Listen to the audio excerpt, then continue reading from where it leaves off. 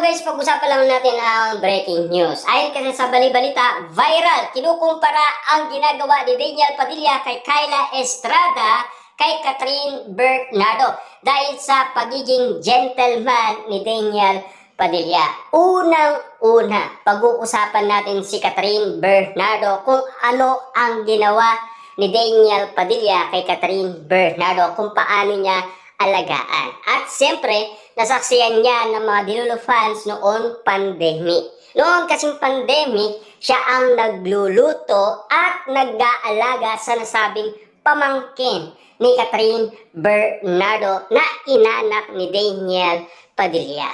Kasi lumaki ang nasabing pamangkin ni Catherine Bernardo sa tulong din ni Daniel Padilla at Catherine Bernardo. At lalong-lalo na, tumaba si Catherine Bernardo kasi lahat ng mga paboritong pagkain ni Catherine Bernardo ay kayang lutuin ni Daniel Padilla.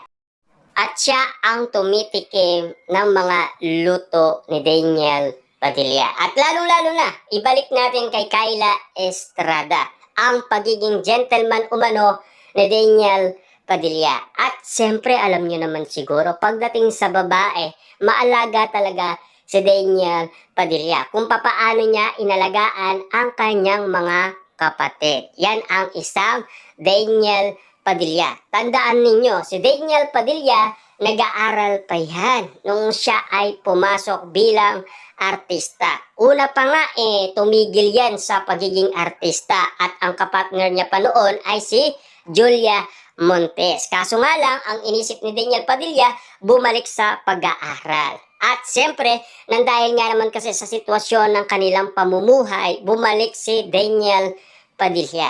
Kumbaga, naging matured siya nang dahil sa karanasan niya sa buhay. At nang dahil dyan, nakapartner niya si Catherine Bernardo.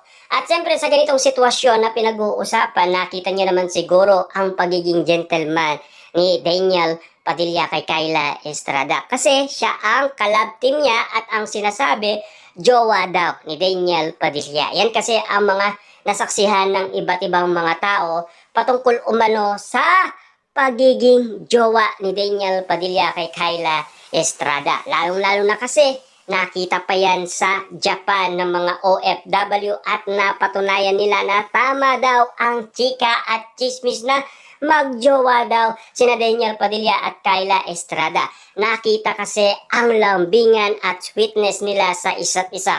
Overload nga naman kasi na unlimited ang lambingan ng dalawa na pinapakita with this smile pa nga At lalong-lalo na may arutan at kulitan pa habang naghihintay ng order sa McDo. Grabe talaga ang karanasan ng mga OFW dahil sa pinapakita ni Daniel Padilla at Kyla Estrada sa isa't isa. Kung bakit nga naman kasi.